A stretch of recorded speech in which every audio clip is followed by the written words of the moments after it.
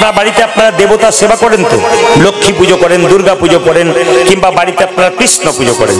ভগবান খুশি হয়েছে কিনা তিনটে লক্ষণ দেখলে বুঝতে পারবেন ভগবান খুশি হয়েছে কিনা।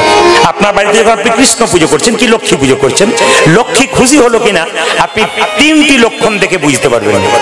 বলবো না পরে বলে যাবো, বলে যায় নাকি? তিনটি লক্ষণ কি কি?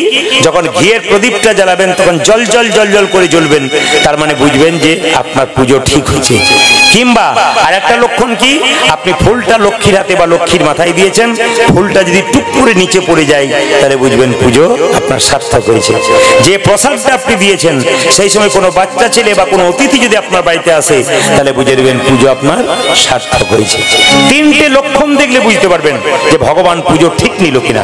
যদি তিনটে লক্ষণ আপনার কোনোদিন দেখা যায় তাহলে বুঝবেন আপনার ভগবান সেদিন সেবা পরিষ্কারভাবে নিয়েছে। আগামী আষাঢ় মাসে 22 তারিখে আমাদের সবচাইতে একটা বড় উৎসব আছে। এই রথযাত্রার কথা রথযাত্রা যখন আসছে সবাই শুনে রাখুন, যে কাছে রথযাত্রার দিনে কিছু কাজ আছে এগুলো আপনাদের করতে হবে।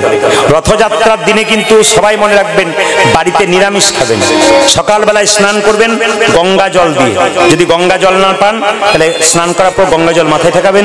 তাও যদি না পারেন তাহলে এক কাজ করবেন, কি করবেন না জলটাকে নিয়ে গঙ্গা গঙ্গা বলে মাথাতে দেবেন, আপনার কিন্তু লাভ হয়ে যাবে।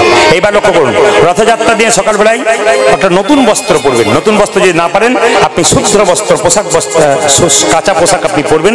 সেই পোশাকটা পরে কি করবেন মায়েরা, জগন্নাথকে পুজো দেবেন। কি দিয়ে পুজো দেবেন? জগন্নাথের পুজো আম কাঁঠাল যেগুলো হচ্ছে এখনকার মানে ফল, সেগুলো দিয়ে আপনি পুজো করবেন। তবে মনে রাখবেন যে জগন্নাথের কিন্তু তিনটে রথ, না কি বলছেন? একটা বলভদ্র, একটা সুভদ্রা, আর একটা কে যেটা বলুন জগন্নাথ। আগে রথটা কাজ যায়, আগে যায় বলভদ্রের, আর মাঝে যায় সুভদ্রা, আর পেছনে যায় কার যেটা বলুন জগন্নাথের। আচ্ছা, জগন্নাথের রথটার নাম কি? তালধ্বজ। মায়েরা তালধ্বজ। আর আর যিনি সুভদ্রা মাঝে আছে তার রথটার নাম হচ্ছে দর্পদলন। আর কৃষ্ণের রথটার নাম হচ্ছে নন্দী ঘোষ। মায়েরা কৃষ্ণের রথটাতে কি থাকে, জগন্নাথের রথটাতে কি থাকে না হলুদ কাপড় থাকে সেদিন। আর বলরামের সুভদ্রাটাতে কোন কাপড় থাকে? তিনি কি কাপড় পরেন? নীল কাপড় পরেন। আর সুভদ্রা রথে কি থাকে? লাল কাপড় থাকে। এগুলো কিন্তু আপনাদের মাথায় রাখতে হবে।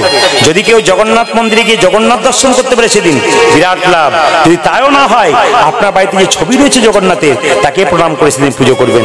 গঙ্গা জল দিয়ে তাকে স্নান করিয়ে দিয়ে আপনি পুজো পাঠ করবেন। হ্যাঁ, যদি আপনি রথযাত্রায় ওখানে না যেতে পারেন তবে বাড়িতে ছোট্ট একটা রথ তৈরি করে রথের দড়ি টানলে আপনার লাভ আছে। তবে মাথায় রাখবেন রথের দড়ি যখন টানবেন তখন কেউ যেন জুতো পরে চটি পরে না টানে, যেন খালি পায়ে রথের দড়ি টানতে পারে। সবাই মিলে বলুন জগন্নাথ দেব কি, জগন্নাথ দেব কি, জগন্নাথ দেব কি, জগন্নাথ দেব কি।